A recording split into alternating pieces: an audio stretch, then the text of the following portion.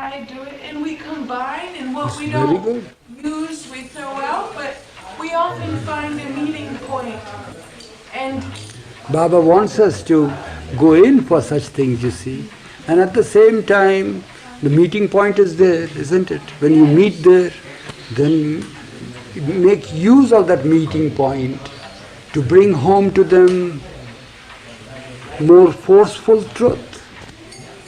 Yeah. There are many facets to the truth. Whatever we see, you see, is one facet of the truth. It's not the whole truth.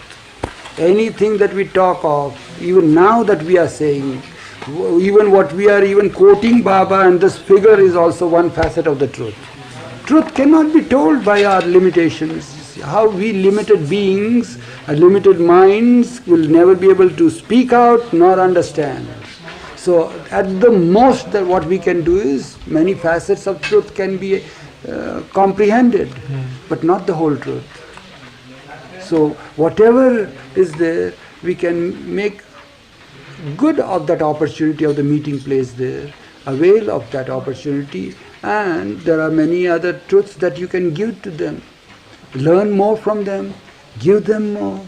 That will help us to be close to Him. Anything that makes you come closer and closer to Him is beneficial to you. Anything that detracts you from Him, beware. Yeah.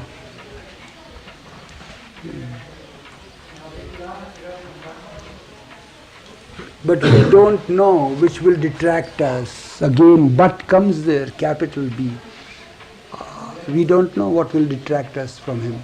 We are so sure it will not be so. You follow? This is what money just put this little needle in it and left the place. Where is she? Yeah. Tossing another needle. So, yeah. So, because we are not sure what will detract us, it's a very happy thing we are going. One never knows when our rail will get derailed, you see. Our wheels get derailed. We don't know. So that's where Baba comes handy to us. Baba says, forget about all this. Truth is spread. It's infinite. It's all over. Forget about it. Hold on to my Daman. Be with me. You will be where I am. Just hold on to me. That's where it comes helpful. That doesn't mean that. Says, I love Lord Buddha, and I go, oh, I can't talk to you. No. That's, yeah. I can't do that. Yeah. But how can you? He doesn't want you to do that. You want Baba to be belittled like that with your action? No. This is what Baba said. Didn't you hear this just a few minutes ago? Yeah. But here, Baba wants us to gather honey from any honeycomb. Gather it so that it can give you nourishment, so that you feel uplifted. We read books. Don't we read? Every night we read the lives of great saints, their hardships, the way they struggled, how they pushed forward and went further and further towards Him. We derive great pleasure from that. Do you mean to say that throw this book out? The worst thing is that I haven't read any Baba books, and I find greater delight in other books, in the lives, because in the lives of saints, that fascinate me. So I read them. I can't read now, so there are youngsters around me who read. Yeah. So that's how it is. Should never do that. Baba never wants us to do. But then if we are not sure, we don't know what will happen to us, so all the time let our mind be focused, that our heart be always attached to Him. Be sure of that, and then you can sail on. It's always advantageous to gather all the honey from all the honeycombs, you see, different varieties. Have you been to Mahabaleshwar? No. Yeah. We say that we love honey, but then if you go to Mahabaleshwar, there is rose honey, there is myrobalan honey, there is jamun honey. I says, what? So many honey? Yeah, jasmine honey, with all the fragrance, because they are the beehives are many beehives on different bushes, you see. So they are very good. Taste these things, find out what it is. Provided it's all honey, not sugar syrup.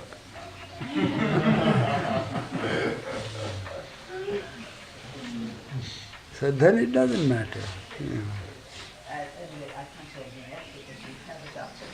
Yeah, what you say is right. We find such things. There are many such people. There are many such beliefs.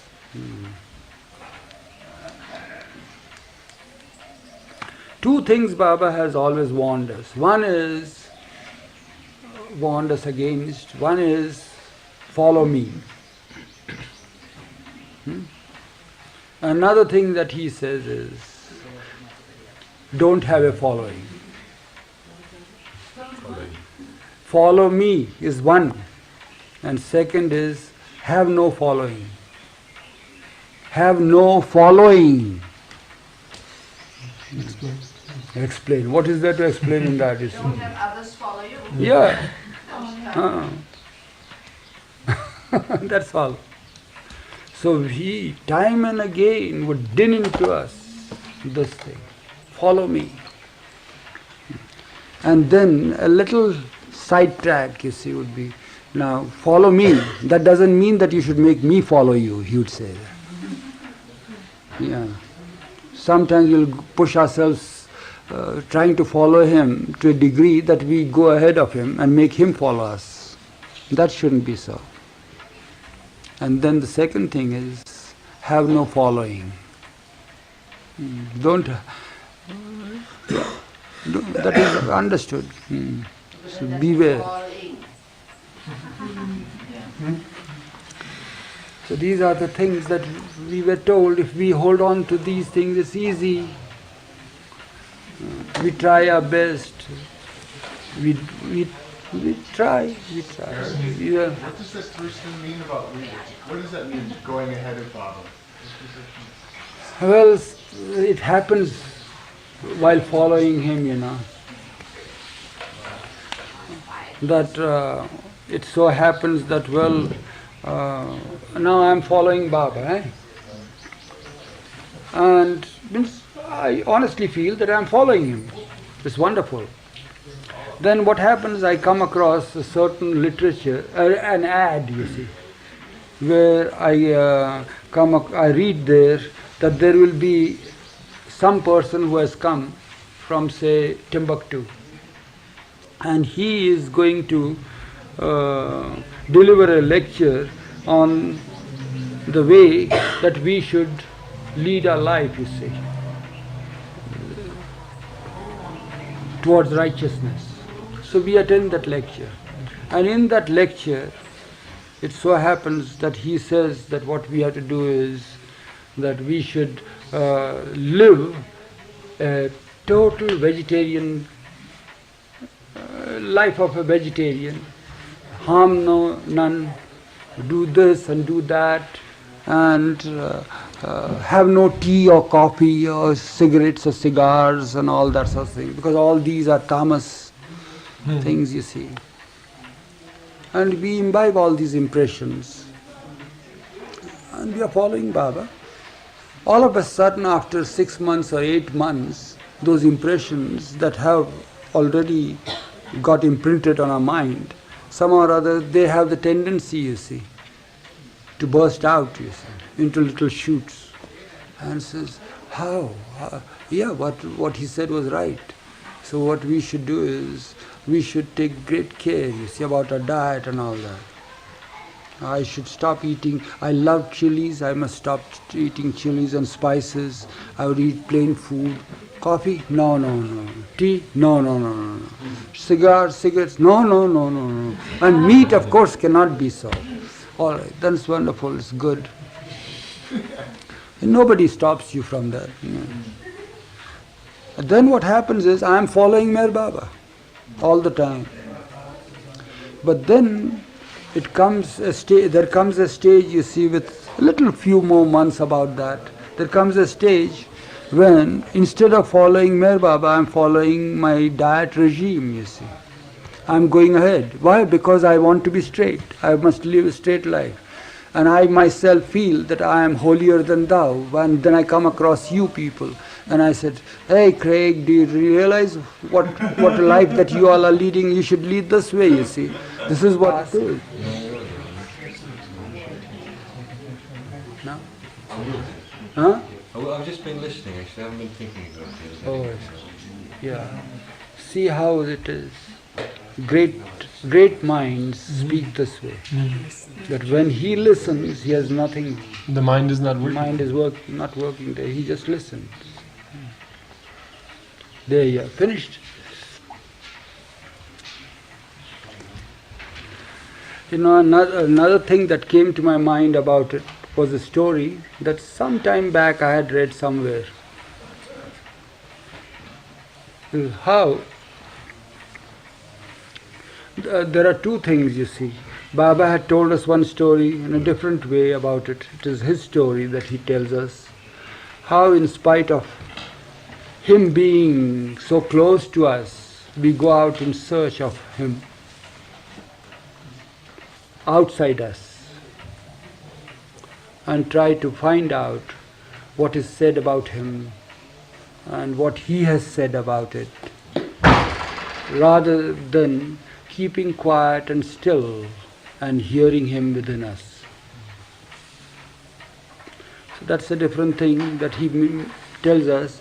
But there is another story that came to my mind, is about our search, you see. How we go about searching. And I don't know whether you all have come across the story or not, but it was fascinating. It gave me a chuckle when I read it also. There is a person who is trying to make both ends meet. He is a householder, and he is on a job, but it's not sufficient. He thought that, well, some additional little asset or principle that you call it, money, will help to build his own house and allow his wife, who was very beautiful, his children, who were more handsome and brilliant than his neighbors, could have better amenity and so forth, better schooling, better clothes and all that. So he goes out, you see, trying to find out some means to get more treasure, more wealth. He is all the time, his mind is trying to find a treasure, wealth outside, somewhere outside his own arena. So one day he gets a dream, and in his dream he sees himself going out of his place from one town that he used to live in Rome. He was a Roman. So he sees a dream, and he sees that he is going out of Rome, out of this country, and goes to Egypt. And there he is seeing that, well, in Egypt, a voice comes to him and says, you'll find the treasure here. You find what you would search, you'll find it here. He got up from his dream. It didn't register much. He sees the same dream once again the next day. This time he just tells his wife that he has seen this twice. Then wife didn't make much of it. So it's all right. Find treasure there in Egypt? Go from all the way from here to Egypt? It's just a dream. Sees it third time, more emphatically, he says, go there and you'll find the treasure. He tells his wife, what to do now? So she says, well, it seems really serious, because 3 times you have seen the same dream. So why don't you go? So she encourages him. He is encouraged, and one good day he greets his wife.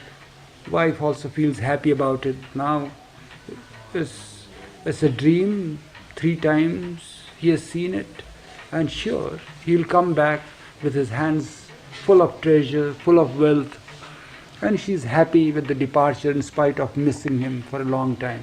So he leaves the place. He goes. Being a poor man,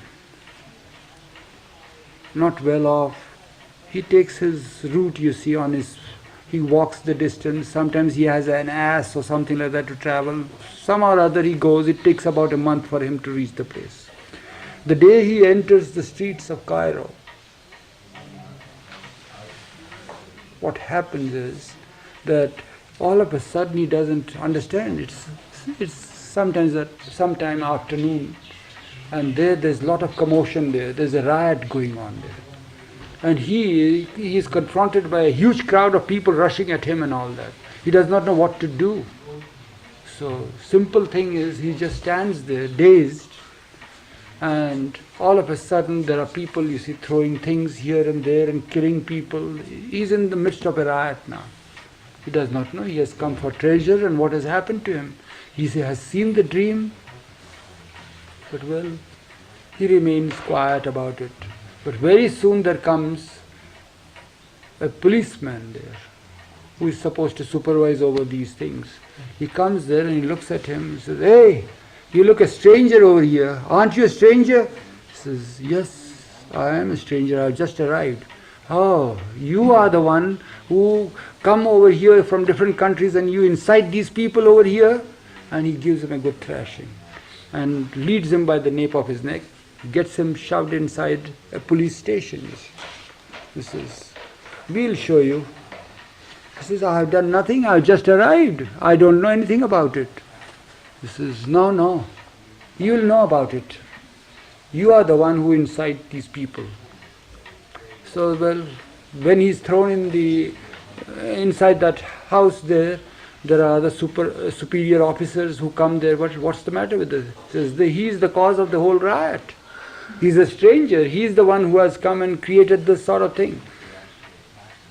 He says, "But I have not done anything. I have just arrived. I am confronted by these rioters. I don't know anything about it." He says, "Don't tell me anything about it. Come on." He gives him another slap and all that.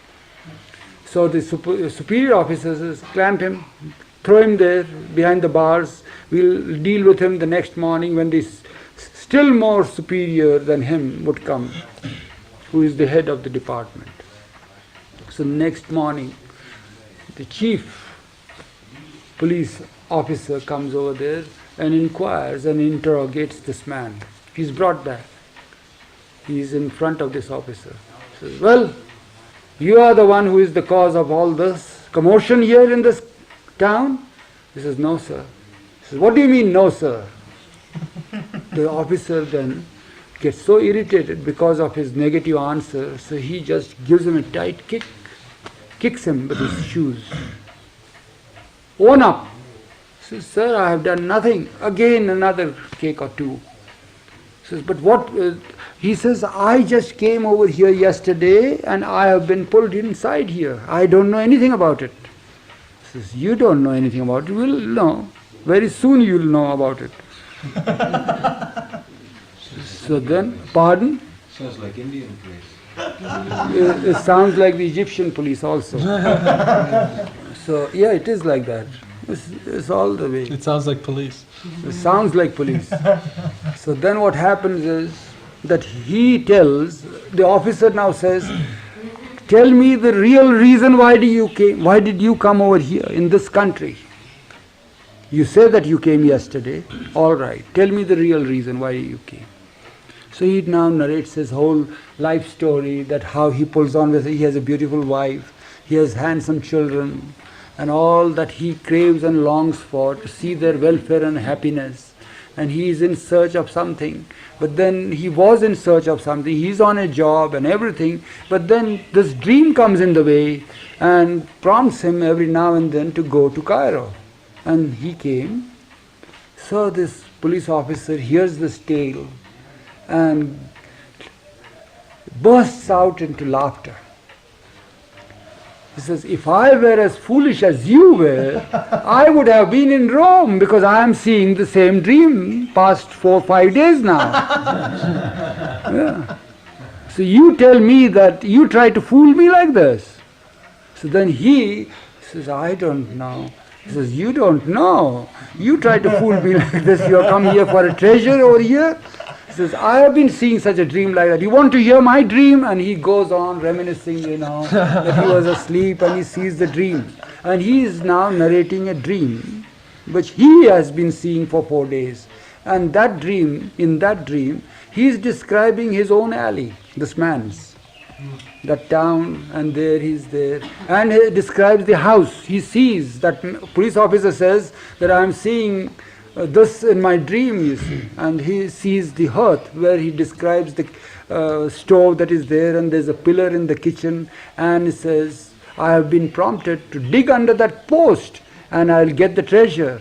If I were you, a fool like you, I would have gone there and I would have suffered the same fate that you are suffering here, if you are speaking the truth.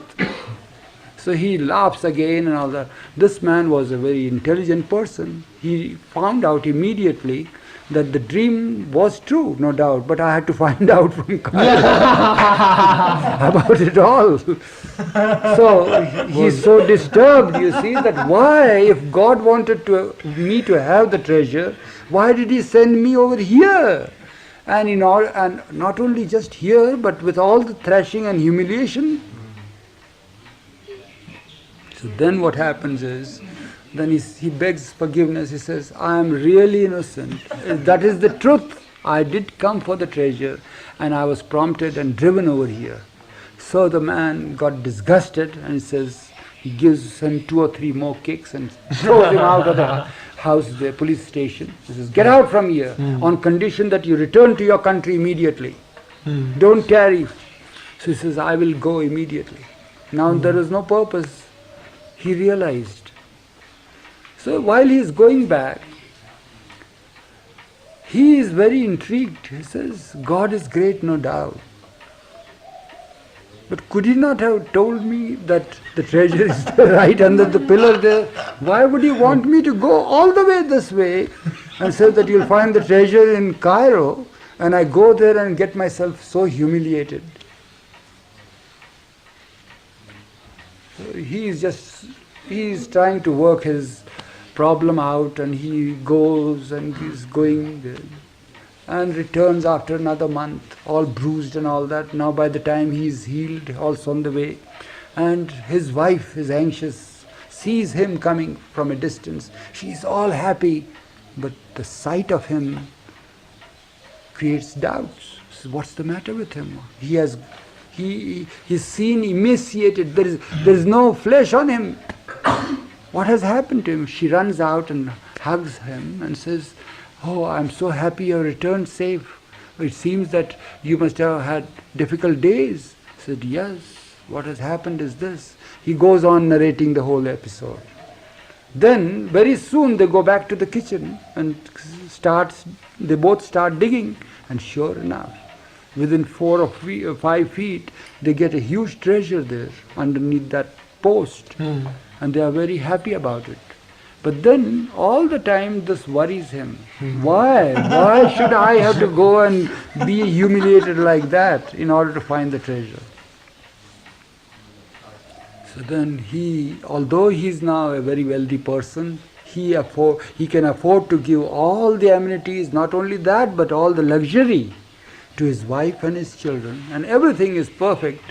He moves out from the house and but all the time his mind is worried on this one subject. Why? He is great, no doubt, but why does he want? So while one day he was in his thoughts, somehow or other, an old man, he brushed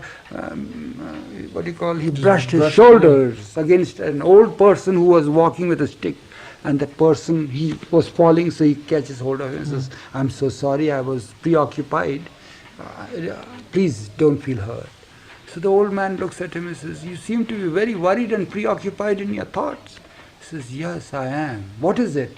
So he again narrates the whole story to the old man. He says, the only dilemma that I face now is this. God is great indeed. He has given me the treasure. But why did he send me to Cairo and got me so humiliated that I had to not only suffer so much, but I suffered bodily pain and all the bruises and everything like that. Why? This is my man. It's so simple. If you had found the treasure without all these difficulties, if he were to tell you, well, dig it under the post, there you will find it.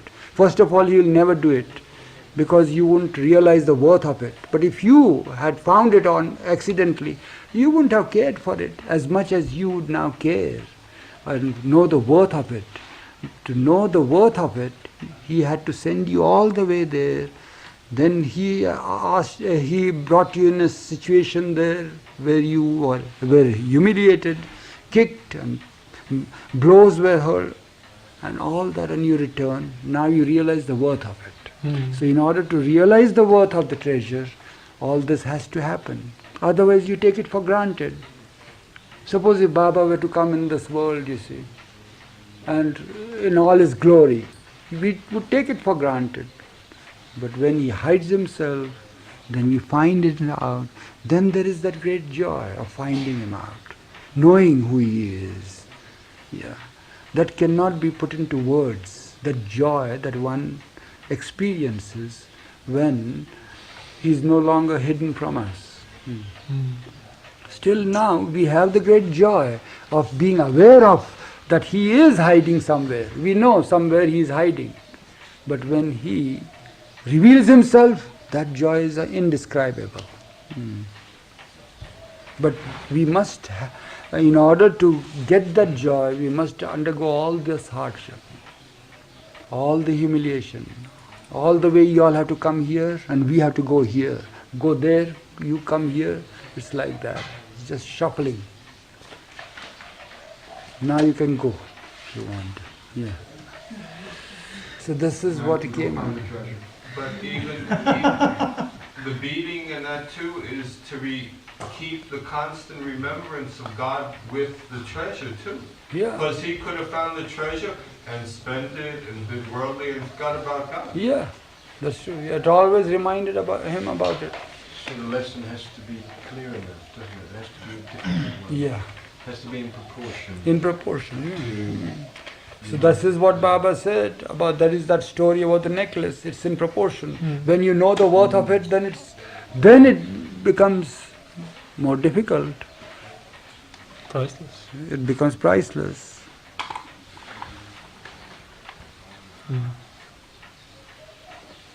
It is like that.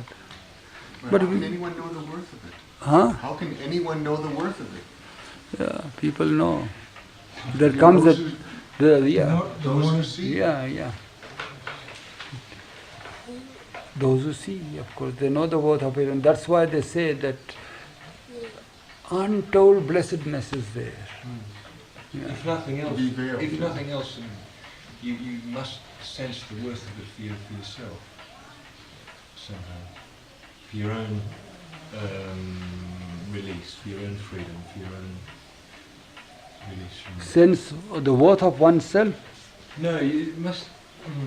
In relation to one's present position, Yes. you must be able to sense the value of the treasure Yeah. in relation to Yeah. it from the present Yeah, situation. from your present situation. That's right.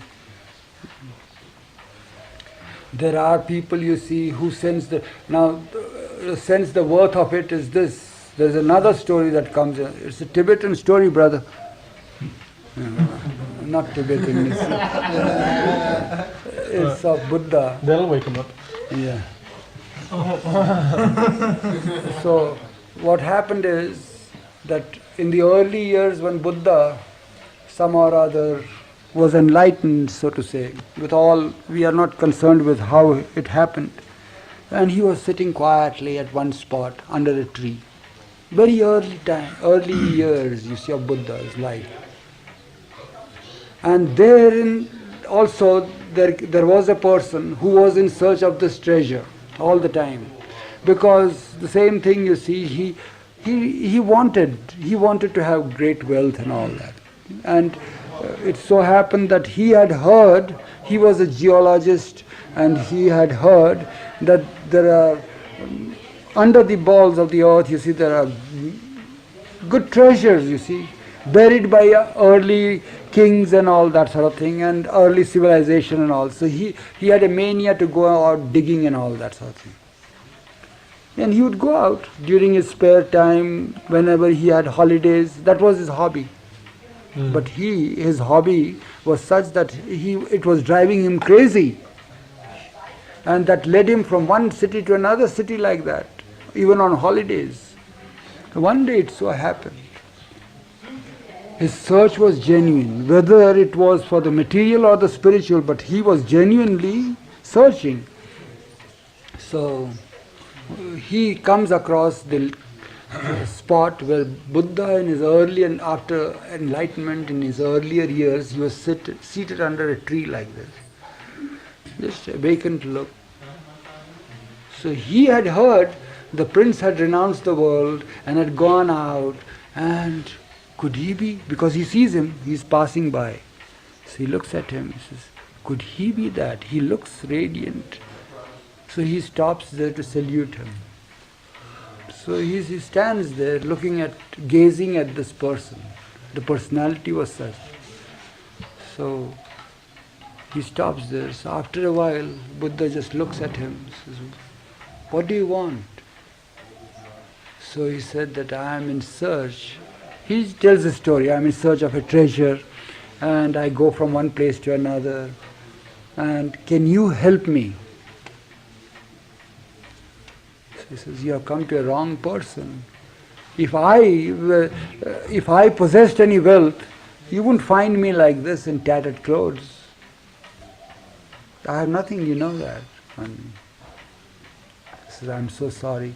He again is respectful, salutes him, and passes by. He was so good.